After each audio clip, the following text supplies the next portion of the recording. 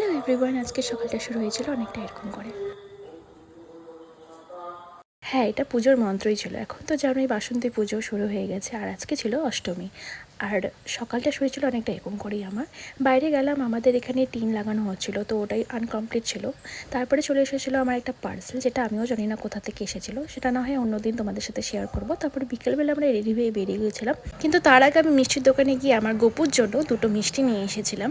তারপর গোপালকে এসে দুটো মিষ্টি দিয়ে সেখান থেকে আমি আর মা বেরিয়ে গেছিলাম আমাদের এখানে যোগমায়া কালীবাড়ি মন্দিরে, যে অনেক বছর ধরে বাসন্তী পুজো হয়ে আসছে।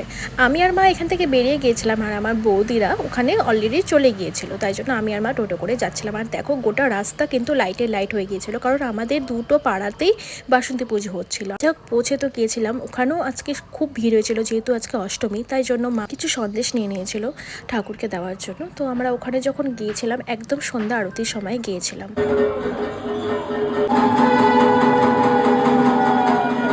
মায়ের আরতিটা দেখে আমাদের মনটা ভরে গিয়েছিলো। তারপর ওখান থেকে আমরা বাসন্তী মার ওখানে গেলাম।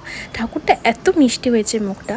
আর এখানে সবাই অন্নপূর্ণা মায়ের হাতের চালে নেওয়ার জন্য খুব ভিড় হয়েছিল, কারণ অন্নপূর্ণা মায়ের হাতের চাল নিলে নাকি খুব ভালো হয়। তারপর একটু বসে ওখান থেকে আমরা চলে গিয়েছিলাম লোকনাথ বাবার মন্দিরে। তারপর ওখান থেকে বেরিয়ে দেখি এত বড় লাইন। হ্যাঁ, এটা হলো ভোগের খিচুড়িরই লাইন।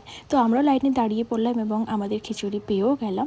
সবাই মিলে আমরা খেয়ে ওখান থেকে বেরিয়ে পড়েছিলাম, কারণ এখানে মেলাও বসেছে। মেলা প্রতি বছরই বসে, কিন্তু মেলা এত ভিড় হয় যার জন্য আমরা ভেতরে বেশি ঢুকতে পারিনি।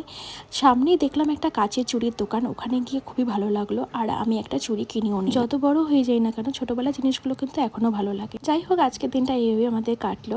That's it for today.